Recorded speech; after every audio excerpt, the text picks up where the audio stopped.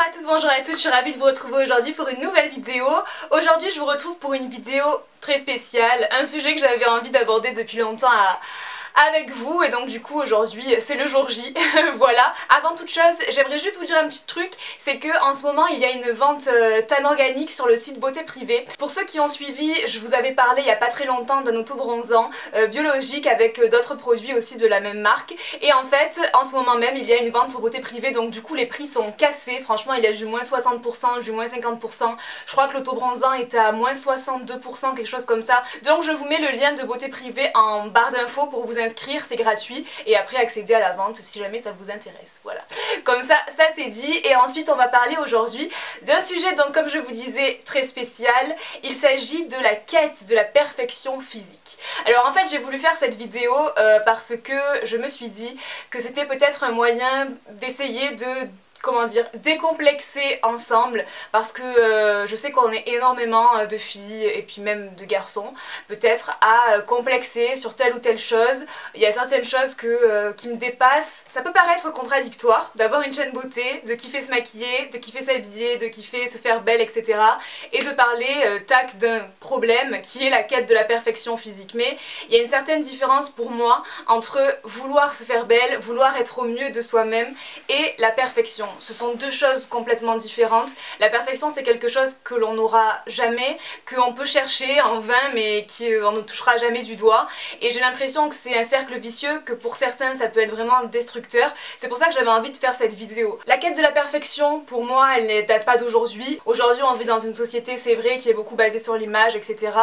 Mais voilà, la quête de la perfection tout court a toujours existé, hein. C'est pas un problème qui date d'aujourd'hui. Les hommes en général ont toujours voulu être mieux que les autres, ont toujours voulu être l'être parfait sans vraiment jamais y arriver.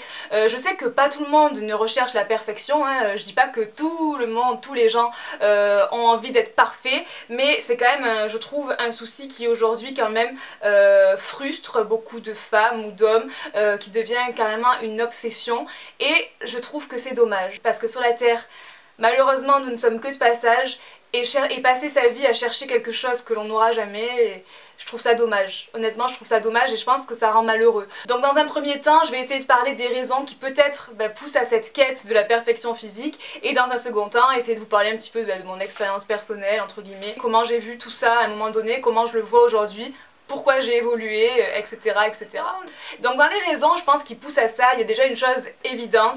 On nous offre des modèles qui sont inatteignables. Voilà, parce que quand vous voyez les magazines, quand vous voyez la télé, etc., quand on voit les canons de beauté actuels, parce que faut savoir que les canons de beauté actuels ne sont pas forcément les canons de beauté il y a 30 ans, il y a 40 ans. Un peu comme pour la mode, les canons, les idéaux féminins, etc. changent. On essaye de... Enfin, c'est pas de la manipulation, je vais pas dire ça comme ça, mais j'ai l'impression que, voyez, on essaye de nous dire, voilà, en ce moment, la mode c'est ça, il faut être comme ça. Comme moi, je constate qu'en ce moment, il faut être super fine, avec des gros tétés, des fesses bien bombées, une méga bouche, un petit nez, des super grands yeux. Et la vérité est que pas tout le monde est comme ça, pas du tout. Il y a peut-être des gens qui naissent comme ça, et alors là, génial, pour eux, ils sont pile dans la tendance du moment. Mais il faut quand même pas se leurrer, déjà à la base, il y a quelque chose qui cloche, c'est que ces modèles-là sont quand même inatteignables naturellement. Déjà, naturellement, sans passer par de chirurgie, etc. C'est déjà un souci, parce qu'on a l'impression du coup, en se regardant nous, enfin souvent, je parle pas pour tout le monde, mais dans la grande majorité des cas, que du coup on se dit ouais mais je corresponds pas du tout à tout ce que je vois ailleurs, je corresponds pas du tout à tout ce qu'il y a de mieux, à tout ce qu'on voit à la télé, à tout ce qu'on voit dans les magazines, donc forcément je suis moche. Et ce n'est pas absolument pas le cas, qu'on voit des mannequins, etc. On a l'impression que wouhou c'est trop bien, mais ces filles-là, elles souffrent dans la grande majorité des cas, même si elles vont pas vous le dire, elles vont pas vous dire ouais, elles vont vous dire que oui c'est leur métabolisme de rester super mince, etc. Mais dans la grande majorité des cas, elles meurent de faim tous les jours, elles se privent, elles se frustrent comme jamais, donc ce sont pas des filles qui sont heureuses, ne le croyez pas. Ensuite il y a une seconde chose à se demander, c'est est-ce que vraiment j'ai envie de ressembler à tout le monde. C'est vrai parce que quand on voit du coup les canons actuels, on se dit ça c'est être beau. Du coup il y a des personnes qui essayent de tout faire pour devenir cette personne qu'elles ne sont pas. Alors elles passent par des chirurgies, elles passent par, je sais pas, des régimes, des gros trucs, des choses plus ou moins importantes, parce que quand il s'agit de chirurgie c'est quand même quelque chose d'important, c'est quand même quelque chose de lourd, etc. Je pense, d'après moi, je suis absolument pas contre la chirurgie esthétique, attention, pas du tout, vraiment très très loin de là. Je trouve que c'est génial parce que ça peut aider des personnes à se sentir mieux dans leur peau, etc. Mais je suis un petit peu contre quand il s'agit de cette quête de la perfection qui vise vraiment à être parfait pour être parfait, quand ce n'est même pas forcément un complexe. Je suis un petit peu contre parce que c'est un cercle vicieux et c'est vraiment destructeur. Pour moi, en tout cas à mon sens. Et je ne vois pas quel est l'intérêt aussi de tous se ressembler. Il y a un canon de beauté actuel, la mode c'est d'être comme ça, tout le monde va vouloir être comme ça, tout le monde va se ressembler. Est-ce que vraiment on est intéressant si on ressemble à tout le monde ? C'est ce que je me dis. Je trouve que ça manque de poésie, de tout ce que vous voulez, et je trouve ça dommage. Ensuite, il y a une autre raison qui pousse peut-être à cette quête de la perfection et qui nous fait nous sentir imparfaits encore plus. C'est le problème du prêt-à-porter. En voulant justement produire des produits en masse, etc., justement, oui, c'est sûr, c'est plus rentable de produire en masse. Ça pousse toutes les femmes, du coup, à rentrer dans des tailles standards. Sauf que dans les tailles standards, en règle générale, voilà, vous avez 34, 36, 38, 40, 42, allez 44 parfois, mais encore c'est pas le cas dans tous les magasins.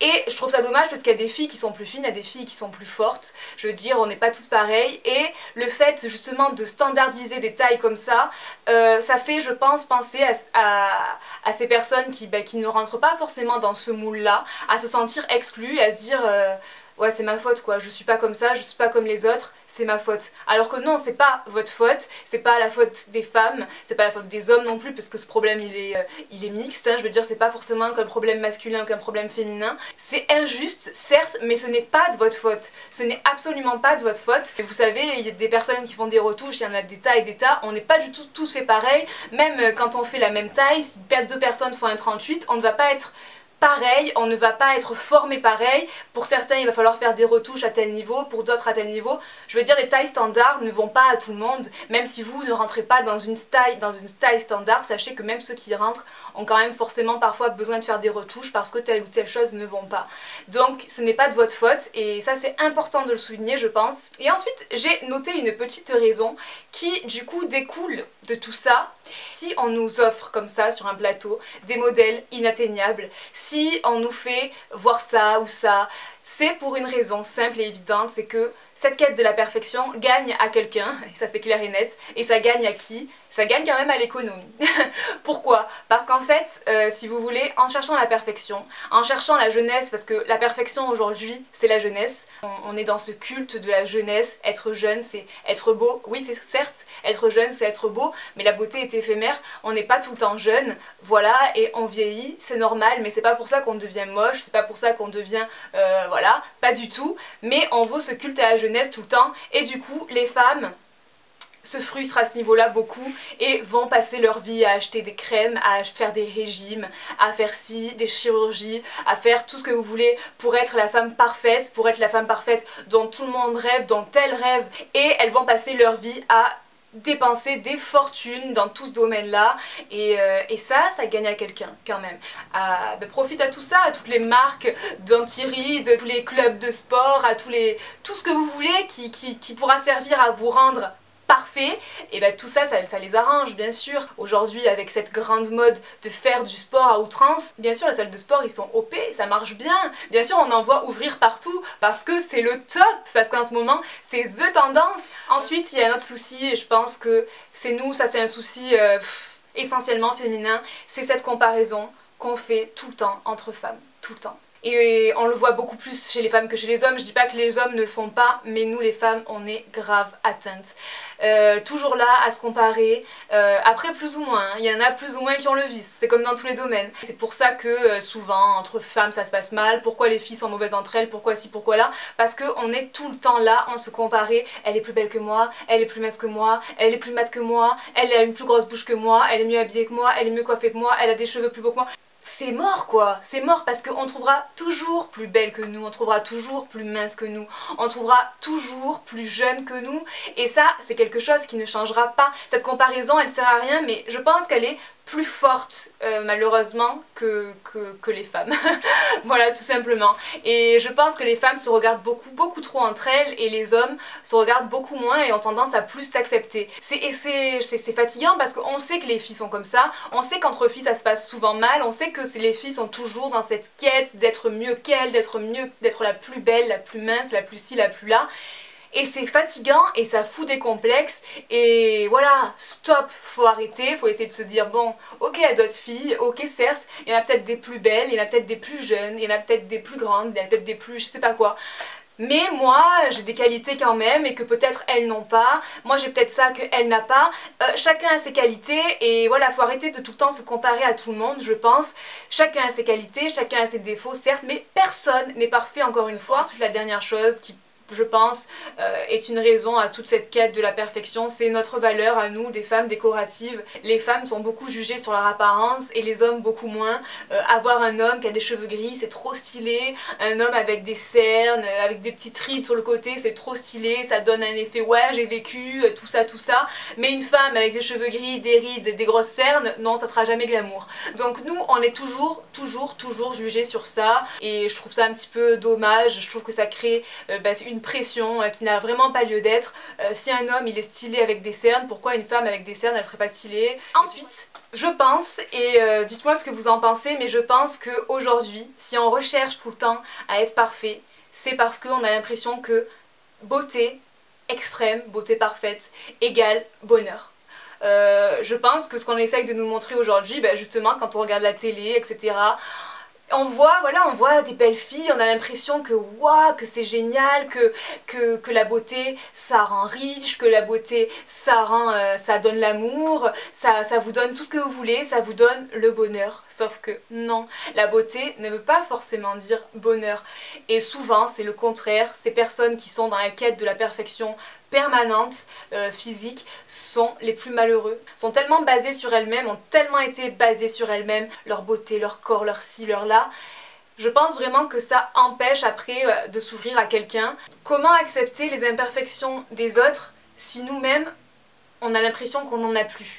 Je dis bien l'impression parce que ça ne veut pas dire qu'on n'en a plus. Donc après, moi je pense qu'accepter ces imperfections, c'est important. Font de nous quelqu'un d'unique, quelqu'un qui n'est personne d'autre en fait. La beauté n'est pas la même partout. Il y en a pour tous les goûts, mais tous les goûts sont dans la nature. Donc la beauté est complètement subjective, vraiment. Donc ça, faut vraiment se le mettre dans la tête. Une personne, c'est un ensemble. Une personne, c'est un tout. C'est autant la personne extérieure que la personne intérieure. Il faut arrêter de croire que le physique ça fait tout. Le physique c'est peut-être ce qu'on voit au premier abord, c'est peut-être ce qui fait votre première apparence. Il vaut mieux être aimé par des personnes qui cherchent vraiment à vous connaître, qui vous voient, qui vous trouvent jolie, mais qui après en vous connaissant vous trouvent encore plus jolie, parce que sachez que la personnalité, le caractère de quelqu'un peut le rendre 100 fois plus beau ou aussi peut le rendre 100 fois plus laid. Ça dépend vraiment. À l'heure d'aujourd'hui peut-être que vous avez des complexes, vous trouvez trop ci, vous trouvez trop là, et ça a été le problème de ma vie, hein. Je me suis toujours trouvée trop ci, je me suis toujours trouvée trop là. Même quand j'étais au collège, j'étais super mince, mais je me suis toujours trouvée trop grosse. Même aujourd'hui, ça m'arrive encore tout le temps d'être chiante avec ça et de dire je suis trop ci, je suis trop là. Et c'est fatigant pour les personnes qui nous entourent, vraiment c'est fatigant, qui sont là tout le temps à essayer de vous réconforter, de vous dire mais non, mais si, mais là. Parce que nous on se voit d'une manière, mais les autres nous voient d'une autre manière, vraiment. Si vous voyez trop moche, vous voyez trop grosse, vous voyez trop ci, vous voyez trop là, il y a d'autres personnes qui ne vous voient absolument pas comme ça. Mais beaucoup de gens vous voient mieux que ce que vous croyez. Donc j'ai compris que c'était fatigant d'être comme ça, j'ai compris que c'était destructeur d'être comme ça. Et un jour je me suis dit mais pourquoi? Parce qu'avant moi j'étais là, ouais moi quand je serai plus vieille je me referai ça, je me referai ça. Et aujourd'hui je me dis mais comment j'ai pu penser comme ça? Comment j'ai pu penser comme ça? À croire que c'est facile la vie, que la vie voilà, j'aime pas ça chez moi, allez tac, un petit coup de bistouri et c'est fini. Comment j'ai pu penser ça moi alors que honnêtement ce ne sont pas mes valeurs en fait. Et jusqu'à il y a pas longtemps, je réfléchissais à des choses comme ça et j'ai changé d'avis parce que je me suis dit c'est pas le message que j'ai envie de passer en fait. Restez vous-même, on vous aimera comme vous êtes, on vous aimera pour ce que vous êtes. N'essayez pas de devenir quelqu'un d'autre parce que c'est bien de devenir quelqu'un d'autre ou parce que vous avez l'impression qu'en devenant quelqu'un d'autre on vous aimera plus. C'est complètement faux. Les gens qui vous correspondent et qui en valent la peine vous aimeront pour ce que vous êtes et justement vous aimeront pour vos imperfections, parce que ces imperfections vous rendent charmant, vous rendent unique en fait. Il n'y a rien de plus beau que d'aimer quelqu'un et d'aimer ses imperfections et que ce quelqu'un vous aime et aime vos imperfections. Il n'y a rien de plus beau que ça. Je pense que le bonheur, c'est beaucoup ça aussi. Si vous voulez perdre du poids, perdez du poids pour vous sentir mieux, parce que vous serez en meilleure santé, mais n'essayez pas de devenir la fille parfaite parce que aux yeux des gens, vous serez la fille parfaite et vous serez plus aimée. Non, faites-le pour vous, pour votre santé, pour tout ça. Si vous avez un gros complexe qui vous empêche de vivre, qui vous détruit, etc. Oui, la chirurgie esthétique, bien sûr, peut vous aider. Bien sûr, il y a des cas à part. Là, je ne fais pas du cas par cas. J'essaie juste de vous donner une vision, la vision que j'ai aujourd'hui en tout cas, sur tout ça et qui m'a poussée à faire cette vidéo. Et chaque personne dégage quelque chose, dégage une aura, dégage une classe, quelque chose. Quand vous voyez des gens, je ne sais pas si ça vous le fait parfois, mais vous vous dites, c'est bizarre cette personne. Quand vous la détaillez, vous vous dites, elle est pas parfaite, puisqu'elle a ça, elle a ça. Mais je sais pas, je la trouve trop belle, je trouve qu'elle dégage quelque chose, je trouve qu'elle a une classe folle, et pourtant c'est pas la plus belle personne de la terre quand vous la détaillez, mais c'est quelqu'un qui dégage vraiment quelque chose et il n'y a rien de plus important que dégager quelque chose. Et c'est ce qui vous donne un petit peu cette fraîcheur en fait. La fraîcheur que vous dégagez, vous la dégagez de vous et de rien d'autre. Voilà. Donc n'essayez pas d'être quelqu'un d'autre. Encore une fois, soyez vous-même. Faites les choix que vous avez envie de faire. Donc écoutez, voilà, je pense que j'ai terminé avec cette vidéo. Elle n'était pas très rigolote en fait, hein, comme vidéo. N'hésitez surtout pas à commenter, à me dire à vous votre façon de voir les choses. S'il y a des choses sur lesquelles vous n'êtes pas d'accord, si vous avez envie de rajouter des choses. Mais j'avais vraiment envie de la faire pour vous dire... relâchez la pression, ok? Ne vous créez pas des complexes inutiles, vous êtes bien comme vous êtes quelqu'un d'unique. J'espère quand même que cette vidéo vous aura plu. Et puis on se retrouve vendredi pour une prochaine vidéo. Allez, ciao ciao!